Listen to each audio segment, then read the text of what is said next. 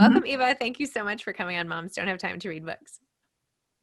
Thank you. Thank you for having me. I am super in awe of your rainbow stacks behind you. Thank you. Thank you. Yes, I have they're all over.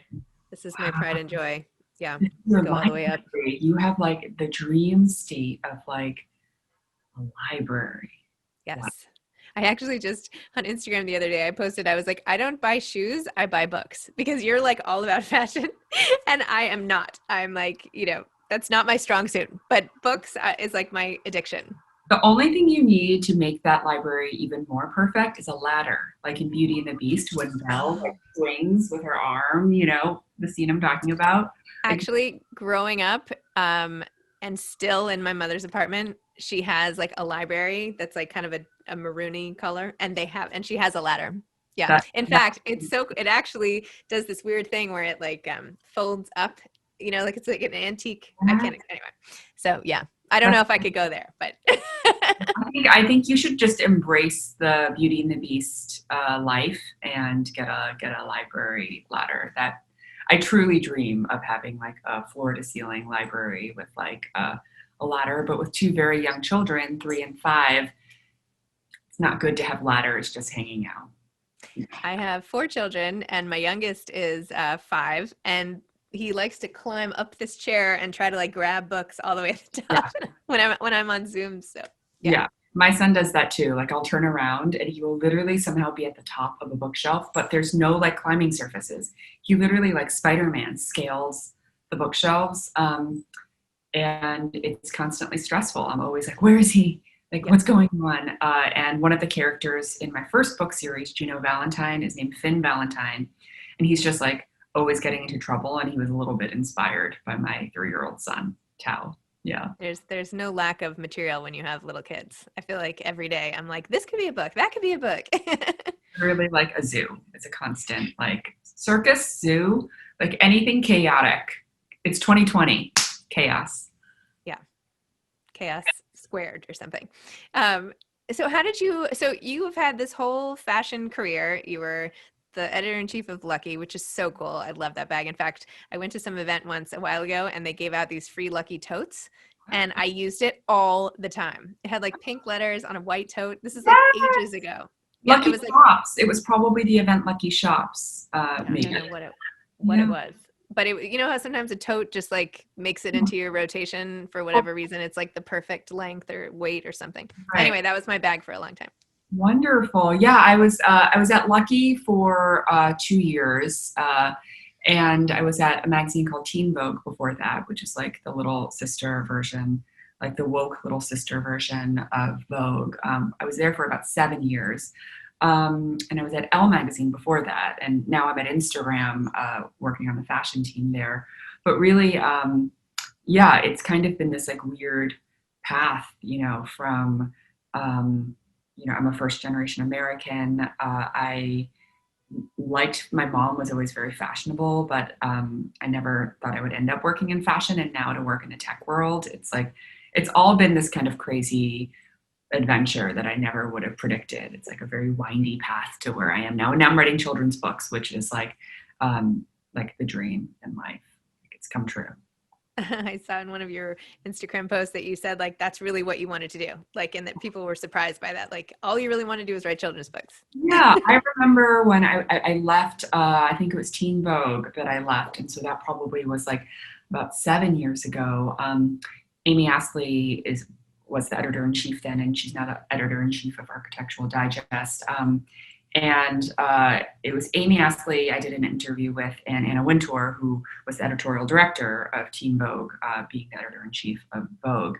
And I remember both of them were like, oh, like tell us about your experience and like where do you see yourself? What is like your goal? What is like the dream? And I remember most people say something like, I want to be a stylist, or I want to be a designer, or I really want to be an artist, or design, whatever it is. And I was like, I just really want to write children's books. It's my dream. And they were both like, oh, we have not heard that one before. Yeah, so I think it's because I grew up kind of feeling like, as a child of immigrants, like in this like kind of in between state of like, I'm living in America. I'm very proud to be an American, but I speak Chinese purely at home. Like English was not my first language and still is not my parents' primary language. And there was this sense of feeling kind of like, I don't know where I fit in. I don't know where I belong. And I think that I always kind of turn to books as a place that, like, they didn't know my background. I just could fit into these worlds. And I read books probably like a lot of young ladies and now gentlemen read, like the Ramona books were like, Beverly Clearly, like they just really informed a lot of my personality, I think. And now as a mother, I remember reading those books and thinking like, this is like the perfect little girl. And I see those traits in my daughter where I'm like, I love her spunkiness and quirkiness. And I think back, it's like, oh my God, I like wished this. I wished for this. I wished for like a girl like Ramona Quimby, and I read books like The Babysitter's Club, which like I think is I got a signed copy of The Babysitter's Club, like Christie's Great Idea from Anne Martin. Around the time Netflix launched their series, I think they sent out like, first editions because that would be like just way too much for me. But like my brain would explode. And then when I got it, I was like, oh my God, like I can't believe like Anne Martin touched this. So I've always kind of been a book nerd, and it's like truly so exciting. Sorry, the buzzer is buzzing. Sorry. I can't hear it. Okay, good. So it's truly like, what it's like working from home. It's like the constant interruptions and you're like, I just need some quiet. But it's truly a dream come true to be writing children's books. Sorry, Zibby, I literally talk and run on sentences. I talk a lot. So I love it. That's the whole point, is getting to know you. That's like, if you weren't talking, this would be a very awkward conversation. Yeah, true. I am interested in what you're saying, so don't worry about it. This is great. I just want to hear. So Roxy, the last Unisaurus, is that what it's called? The last? Yes. So amazing. The last Unisaurus Rex. Yeah, it's my new baby. I'm very excited about Roxy. It's adorable. I love it. I love the message and the illustrations and the whole thing. It's just so cute.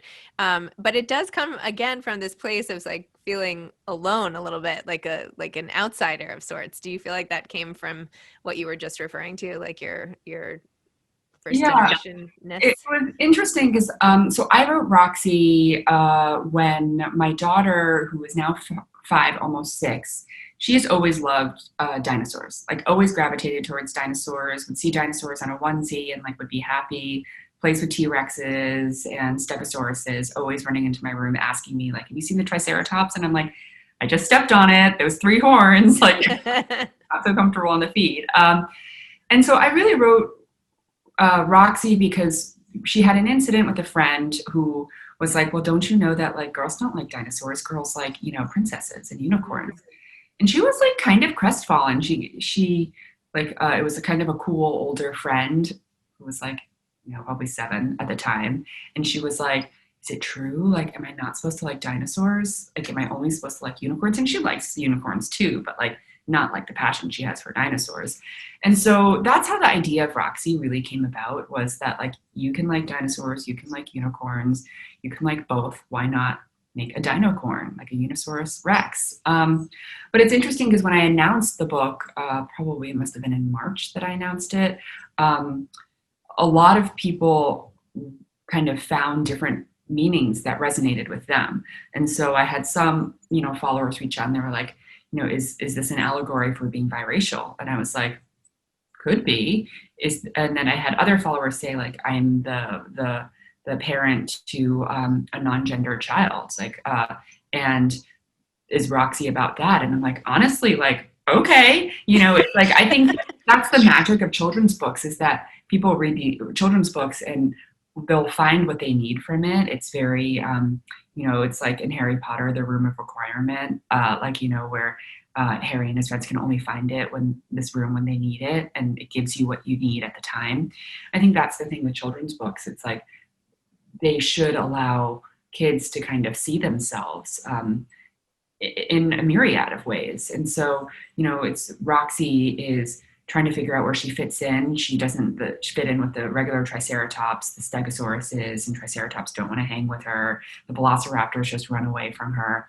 And so it's about finding her place in the school. And yes, dinosaurs go to school. So like, it's kind of, I hope a story that a lot of little kids will take some comfort from, but it's also like funny and weird. And there are lots of pop culture references. Like, of course, there's like a Mean Girls reference. Of course, there's like a Royal Tenenbaums reference, because like you got to have like those Easter eggs for the parents so that they're not like bored out of their minds reading like, the same book for the 6,000th time.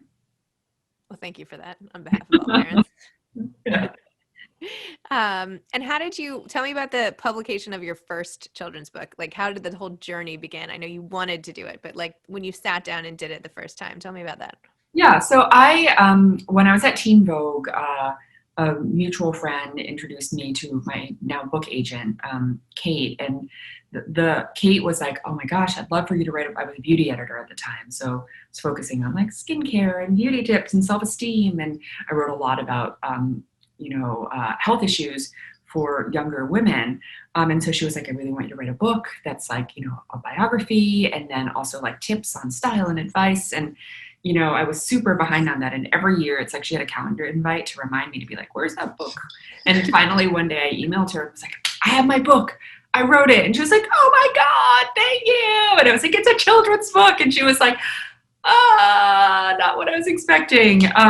And so that book was Juno Valentine and the Magical Shoes. It's about a little girl who loses her favorite pair of shoes. And then she travels through like time and space to find her shoes, and encounters like icons from like Gloria Steinem, Anna Wintour, Yayoi Kusama. And so it's kind of like a fashion feminist fairy tale in a way. And so we have Juno Valentine and the Magical Shoes. The sequel to that is Juno Valentine and the Fantastic Fashion Adventure. And then I have two board books. One is called A's for Awesome, and the new one is called 321 Awesome. It's coming out on the same day as Roxy, which is like a little like, did not expect to have two books coming out on the same day. But I love these books. The board books have become like I've seen a lot of teachers kind of add them to their classrooms, which, I feel like that's the highest compliment as an author. But the new book has Megan Rapinoe and Rihanna and Greta Thunberg on the cover. And there's a lot of diversity in it, from Twyla Tharp and Temple Grandin to Sonia Sotomayor. And so Zaha Hadid, and spoiler alert, Sonia Sotomayor is in it, and Ada Lovelace. So we try to kind of have different women and their accomplishments. And a lot of people say, "Oh, it's a little girl's book. It's a great book to give little girls." Like, people should buy it for their sons too. Not just saying that because I'm an author and I want you to buy my books, but like, I do think I went to an all-girls school, as did you. I do think there's this element of the earlier you're exposed to the accomplishments of women, like the better. And that shouldn't just be for girls and empowering girls. You want little boys to grow up knowing like, hey, like a woman can be an executive, a woman can be a Supreme Court justice. She can like be she can do many things. She can be an activist. She can be a pro soccer player. And it's just about exposure. Kids learn through osmosis, and they learn when, you expose them to things. So yeah, I have strong feelings about this. No, it's true. I mean, kids should learn that anybody who accomplishes something really cool should be celebrated and used as a role model, man or woman. You know what I mean? Like, it shouldn't have to be that anyway, it's absolutely true, 100%. Totally. But it shouldn't have to be like, look, women can do it too. It should just be natural. Like, yeah, look at what these awesome women did. You know what I mean? Like, Exactly. It's this year is obviously a really weird, stressful, dramatic, traumatizing. Let's throw in all the kind of alarming adjectives in there. It's been a really rough year. Normally around this time I'd be setting off on a book tour. I would be like, for each of my books, I've like gone on 10 to 15 city book tours. And I go to these events, and I really like, you feed off the energy of these readings and all these young children, and especially like young girls, seeing that they see themselves in a book. And I'm not doing that this year for obvious reasons of COVID.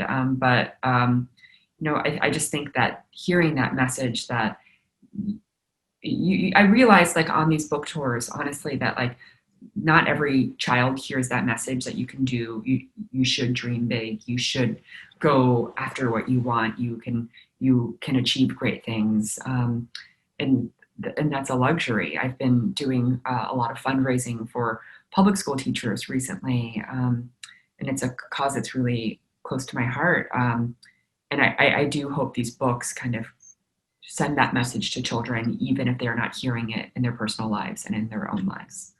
Absolutely. By the way, I actually went to an event of yours for A is for Awesome at Bloomingdale's with Darcy Miller. Oh So yeah! I brought my girls to this event because I've known Darcy for a long time. In fact, she was also on this podcast. And I tried to get your book, but the line was so long. People were like around, like through all the different aisles of Bloomingdale's to like sign up and get your book. And I was like, who is that? Like, what on earth? What's the line? I'll send you a signed book. Come No. on. Yeah, Anyway, it's I really love signing books and like writing messages. I had a lot of books growing up. My parents always were very generous with books.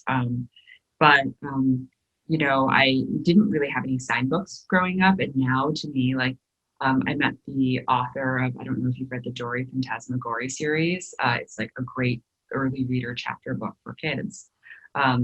My daughter loves them, and the author's name is Abby Hamlin, and it was at this bookstore called Books of Wonder, which is like my local bookstore. It's like this gem of a bookstore in the Flatiron district. It's been I've been open. there. It's great. Yes. Yeah, it's so great. It's like been open for like 45 years, and it's only children's books. And so I spent a lot of time there when I was researching my books, but also it's like it's this like magical meeting spot for authors. And so I bumped into the author of Dory Phantasmagoria, and like I fangirled out so hard. It was like so awkward. I was like, oh my God, wait, I have to come back. Like, I have to bring my daughter. And she was like, okay. And I was like, I love you. You're such a great writer. And anyway, she signed all the books. And it was just very special, like to have something that, the author touched and that has a special message for the child. I think that's like the best gift.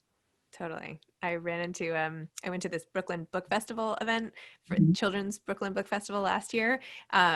And like all these authors were there, and my son had just gone to boarding school, and one of his favorite authors who now I'm blanking on, who wrote New Kid, who's like super famous. Oh, And yeah.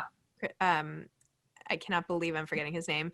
Anyway, he was there, and I was like, hey, could you like sign a book? You're my son's favorite author right now, and just maybe even like, could I video a message where you're like, don't be homesick, it's all good, And so he did. Oh, I that's know, so he's so nice. sweet. It was amazing. And yeah, whenever like Vashti Harrison came over and like drew a Oh, little monkey for my son, and so I cool. know, I love all this stuff. I'm like so into it. I like have the coolest gig going here, I have to say. If you have like a fangirl author syndrome, as I do as well, this is like the greatest thing.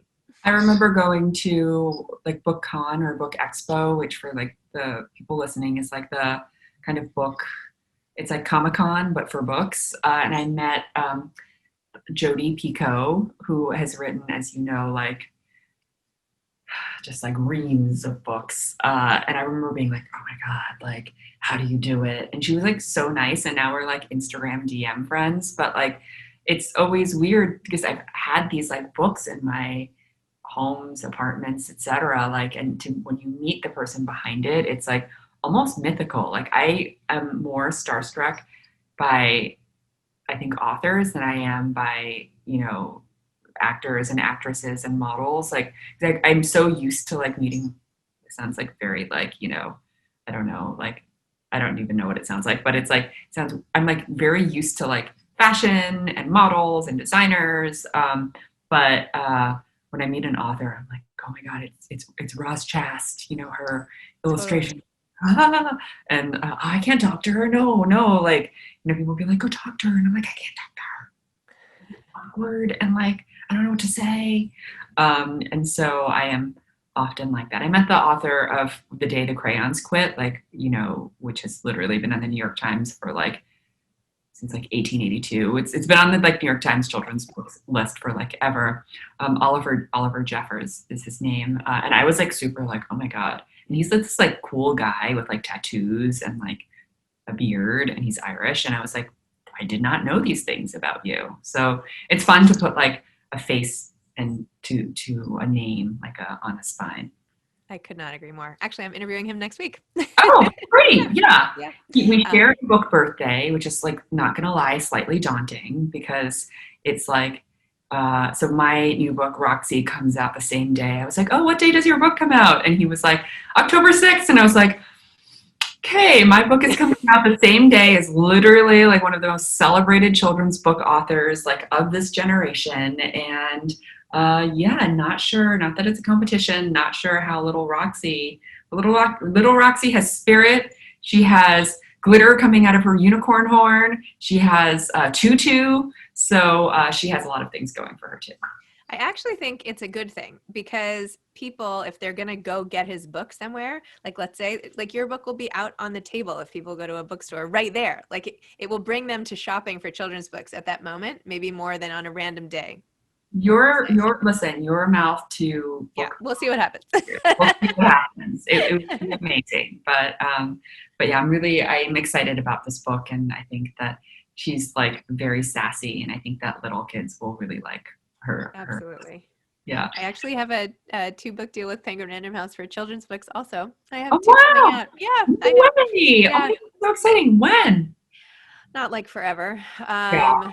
Probably sometime 2021, 22. I've already written it. It's a Oh series great! about a girl named Princess Charming. So Oh my God, I love that. Children's books. I did not realize when I was going into the process that it is like long and slow. People are like, oh, it's like a 32 page, book. Like, why does it take so long?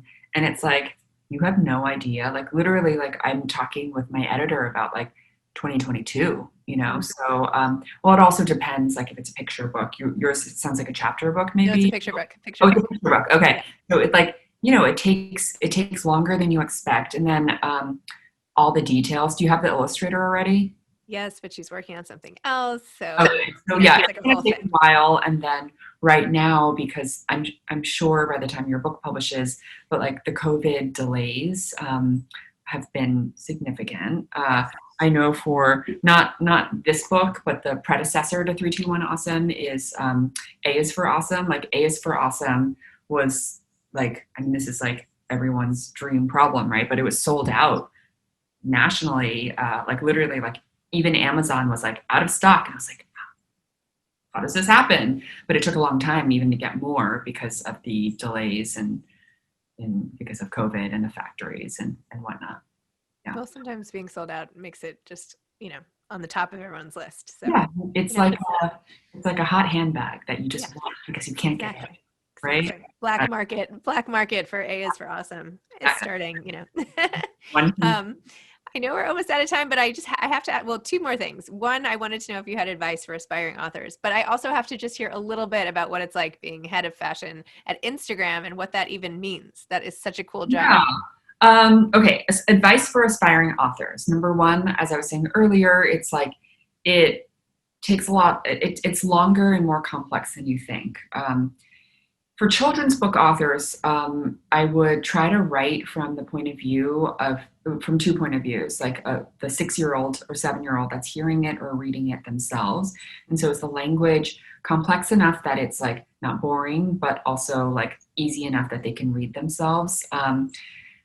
And I remember with my first Juno book, I had the word cornucopia in it. It was like a cornucopia of shoes. And my editor and I like tussled over it because I was like, I love the word cornucopia. I want Ren, my daughter, to be like, what's a cornucopia? It's just like a funny word. And so we like ended up keeping it in, and it's like I love doing the reading, and so reading it from the parents' perspective too. Um, you know, what pages are they going to like kind of open, and it's going to be like a huge surprise?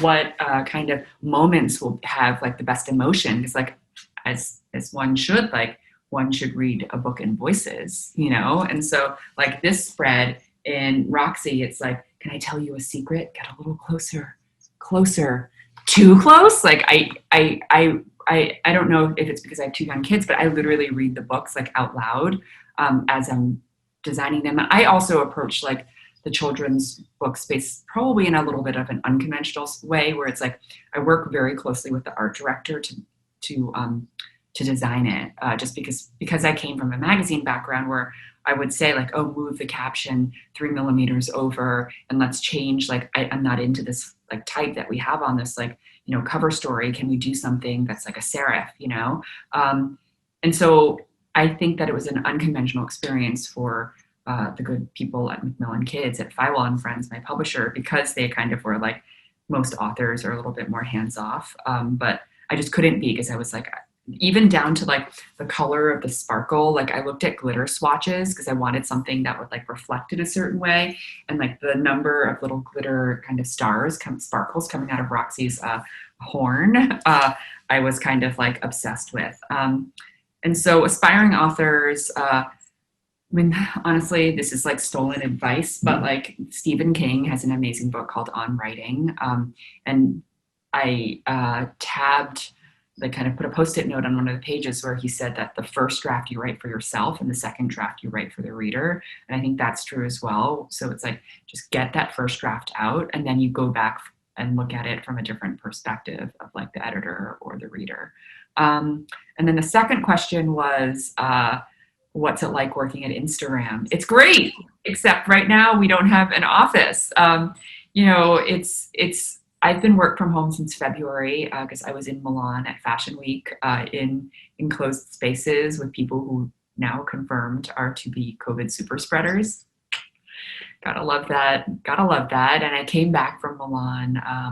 I go to the shows, or I used to go to the shows twice a year to to manage to kind of build on the relationships that I have with, whether it's an editor, whether it's a model, whether it's a stylist, a designer, or a creative director, and my role is basically to help these people storytell on Instagram and figure out their strategy on Instagram. And it's been 5 years there. And now a lot of my job is based around the strategy of like, what is next for fashion on Instagram? And I very much think it's shopping on Instagram.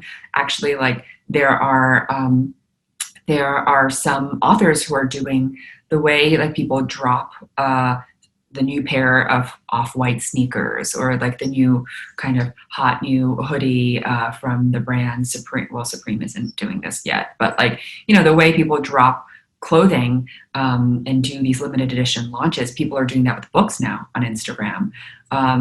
And so I remember a few months ago when we rolled out Instagram live shopping, so like you could be live on Instagram and buying a book, so there's these authors called the Compton Cowboys. It's literally like these guys in Compton who created this like, horseback riding movement, and they kind of just ride around on horseback in Compton. You must check it out. They have an amazing Instagram, and it's meant to build community. It builds like self-confidence for the young people who are learning how to ride horses, and it's awesome. But they did this like Instagram live ride along where they were like horseback riding through Compton talking about their book. And I was watching this and I was like, this is like brilliant, because it's like, as an author, imagine doing an Instagram live and kind of talking through the details of like every book, where I can say like, oh, like for this spread, it's a reference to Mean Girls. And like in this book, there's a secret clue that's related to Juno Valentine. There's a picture of a shoe that we put in that is a shoe that we have in Juno Valentine. But imagine being able to do that while someone can just tap a button on Instagram and buy the book at the same time. It will probably be fully rolled out by the time your book comes out. So, oh, I was like, did I miss that? That's a feature? Like, I want to do that right away. You're with Random House or HarperCollins? For the children's book, Penguin Random House. But I mean, I want to do it when I do tons of Instagram lives with authors. I had a whole like Instagram live series during the pandemic. But I'd love to have them on and then be able to have them sell their book, or I'd link to where you can buy the book.